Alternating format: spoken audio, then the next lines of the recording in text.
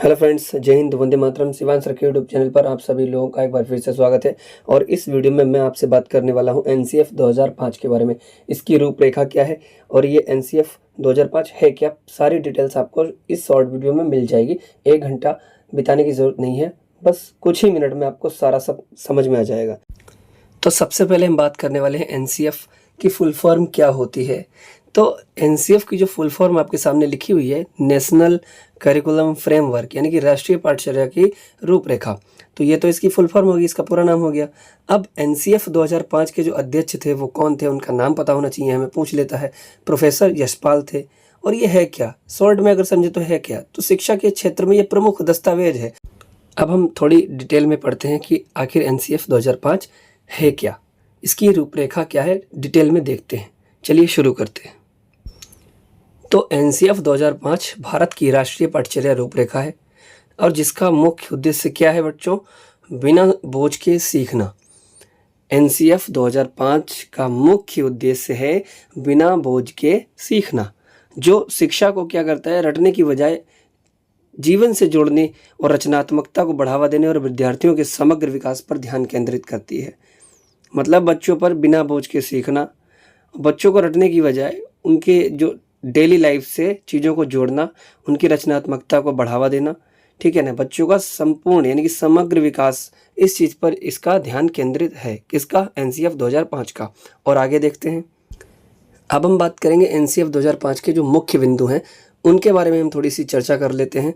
तब तक आप एक काम करिए, वीडियो को लाइक कर दीजिए और एक प्यारी सी कमेंट कर देना। चैनल को सब्सक्राइब नहीं किया है तो कर दो ना यार।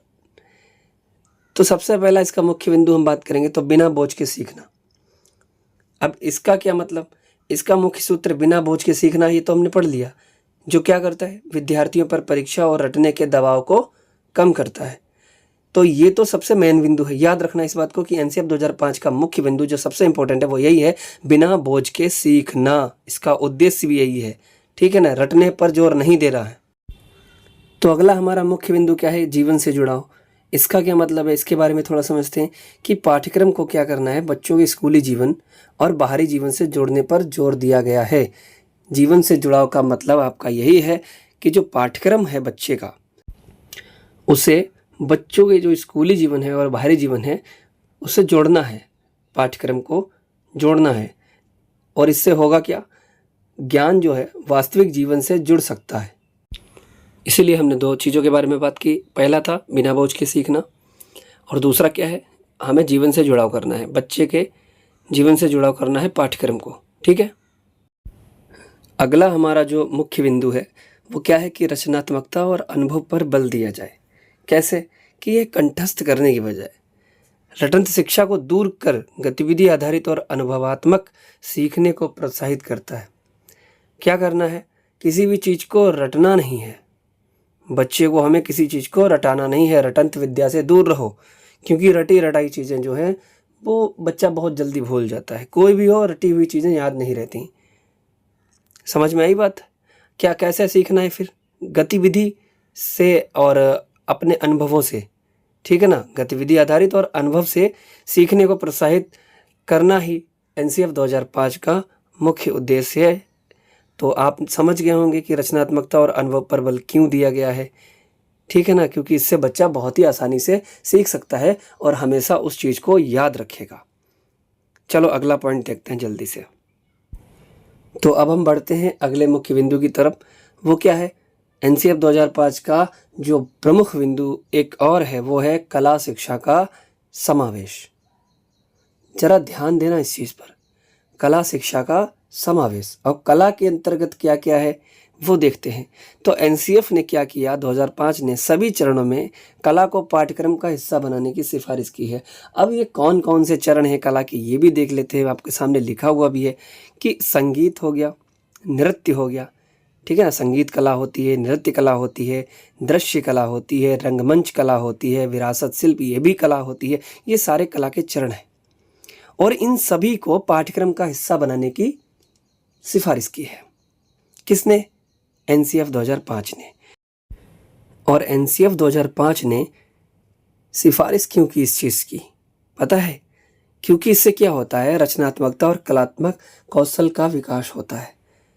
बात समझ में आई कि कला शिक्षा का समावेश एनसीएफ 2005 ने कहा कि पाठ्यक्रम में ये सारी कलाएं जो आपके सामने भी मैंने बोली हैं, संगीत, नृत्य, दृश्य कला, रंगमंच, विरासत शिल्प इत्यादि जो भी कलाएं हैं, इनको पाठ्यक्रम का हिस्सा बना दो। इसको हिस्सा बनाने की मांग की है पाठ्यक्रम का। क्यों? क्योंकि इससे क्या होता है, बच्चे के अंदर क्रिएटिविटी होती है, रचनात्मकता और कलात्मक कौशल विकसित होते हैं। अतः एनसीएफ 2005 ने ये सिफारिश की कि कला शिक्षा का समावेश होना चाहिए। तो यहाँ तक अगर वीडियो आपको समझ आई है, पसंद आई है, अच्छी लगी है, तो एक लाइक, शेयर, कमेंट ज़रूर करना। और चैनल को अभी तक सब्सक्राइब नहीं किया, कर लो यार, देर किस बात की। और हाँ, हमारा टेलीग्राम चैनल है @शिवांश सर जी नाम से, सर्च भी कर सकते हो। लिंक आपको डिस्क्रिप्शन बॉक्स में मिल जाएगी, लिंक पर क्लिक करो और जुड़ जाओ जाके चैनल पर। आपको सभी जानकारी मिलती रहेगी, कब हमारी वीडियो आ रही है, कब नहीं आ रही है। तो चलिए अब हम बात करते हैं एनसीएफ 2005 में लिखित मार्गदर्शक सिद्धांतों में जो शामिल है उन चीज़ों के बारे में। ज्ञान को विद्यालय के बाहर के जीवन से जोड़ना। अब हम जरा इसको शॉर्ट में समझ लेते हैं, एक बार फिर से रिवीजन कर लेते हैं हमने इस वीडियो में क्या क्या पढ़ा है। क्या करना है, एनसीएफ 2005 के जो सिद्धांत हैं उनमें क्या शामिल है, ज्ञान को क्या करना है, विद्यालय के बाहर के जीवन से जोड़ना है। जो बच्चा है हमारा, हमें उसके ज्ञान को क्या करना है, उसकी डेली लाइफ से जोड़ना है, बाहर के जीवन से जोड़ना है। यह सुनिश्चित करना कि अधिगम को रटन की विधि से दूर किया जाए। मतलब बच्चे को जो ना रटंत विद्या पर आप बिल्कुल भी जोर ना दें, फोकस ना करें। किसी भी चीज़ को रटाने की बजाय उसको अच्छे से समझाएं, अलग अलग विधियों से, ठीक है ना। रचनात्मकता के द्वारा आप बच्चे को समझा सकते हैं, याद करा सकते हैं उस चीज़ को। तीसरा पॉइंट क्या लिखा हुआ है कि पाठ्यचर्या को पाठ्य पुस्तक केंद्रित रखने के बजाय बच्चों के समग्र विकास के लिए समृद्ध बनाना। ठीक है, पाठ्य पुस्तक केंद्रित नहीं रखना है हमें पाठ्यचर्या को, जिससे क्या होता है, बच्चे के समग्र विकास के लिए समृद्ध बनाना है। परीक्षाओं को अधिक लचीला बनाना तथा उन्हें कक्षा जीवन में एकीकृत करना। परीक्षाओं को अत्यधिक लचीला बनाना है, ना कि उसको हार्ड बनाना है। ठीक है। अगला क्या है कि देश की लोकतांत्रिक राजनीति के भीतर चिंताओं की देखभाल करके एक सर्वव्यापी पहचान का पोषण करना। एनसीएफ 2005 की जो रूपरेखा है उसे फिर से हम एक बार समझते हैं अच्छे से, व्यापक तरीके से। राष्ट्रीय पाठ्यचर्या रूपरेखा एनसीएफ 2005 भारत में शैक्षिक सुधारों के लिए, समझ रहे हो, शिक्षा के क्षेत्र में सुधारों के लिए एक व्यापक दिशा निर्देश है, जिसे राष्ट्रीय शैक्षिक अनुसंधान और प्रशिक्षण परिषद एनसीईआरटी, ठीक है ना, एनसीईआरटी द्वारा विकसित किया गया है। बात समझ में आई। यह एक मूलभूत दस्तावेज के रूप में कार्य करता है जो देश में विद्यालयी शिक्षा की संरचना, उद्देश्यों और विषय वस्तु को आकार देता है। कौन? एनसीएफ 2005 क्या करता है? विद्यालय शिक्षा की संरचना, उद्देश्य और विषय वस्तु को आकार देता है। अगला पॉइंट क्या है कि एनसीएफ 2005 अपनी समझ रचनावाद से प्राप्त करती है और इस बात पर बल देती है कि बच्चे ज्ञान के निर्माण में एक्टिव यानी सक्रिय भूमिका निभाते हैं। बच्चे क्या करते हैं? ज्ञान के निर्माण में सक्रिय भूमिका निभाते हैं। इस परिप्रेक्ष्य से शिक्षक की भूमिका एक सुविधा प्रदाता की होती है। टीचर का जो रोल होता है, जो शिक्षक की एक भूमिका होती है, वो किस रूप में होती है? सुविधा प्रदाता के रूप में। और अगला पॉइंट, एनसीएफ 2005 के अनुसार अधिगम सक्रिय और सामाजिक चरित्र का होता है। अधिगम मतलब सीखना। सीखना क्या है? सक्रिय है, एक्टिव है और सामाजिक चरित्र का होता है। और बच्चों की विद्यालय की शिक्षा को विद्यालय के बाहर के परिवेश से जोड़ा जाना चाहिए। ये सारी बातें हमने शॉर्टकट में, छोटे छोटे पॉइंट्स में अभी हमने पूरी वीडियो में शुरुआत में ही देख लिया, लेकिन अब थोड़ा इसको समझ लेते हैं अच्छे तरीके से। अगला पॉइंट हम देखते हैं, एनसीएफ 2005 के अनुसार पाठ्यचर्या को बच्चों को अपने विचार खोजने, उनकी जिज्ञासा को पोषित करने, कार्य करने, प्रश्न पूछने और जांच करने, अपने अनुभवों को विद्यालय के ज्ञान के साथ साझा करने और एकीकृत करने में सक्षम बनाना चाहिए। इसके अनुसार क्या है? एनसीएफ के अनुसार क्या है? 2005 के अनुसार पाठ्यचर्या को बच्चों को अपने विचार खोजने के लिए, उनकी जिज्ञासा को पोषित करने के लिए, उनके कार्य करने, प्रश्न पूछने, जांच करने, अनुभव, ठीक है ना, उसके जो अपने अनुभव हैं उनको विद्यालय के ज्ञान के साथ साझा करने और एकीकृत करने में सक्षम बनाना चाहिए, ना कि पाठ्य ज्ञान को पुनर्उत्पादित करने की उनकी क्षमता को।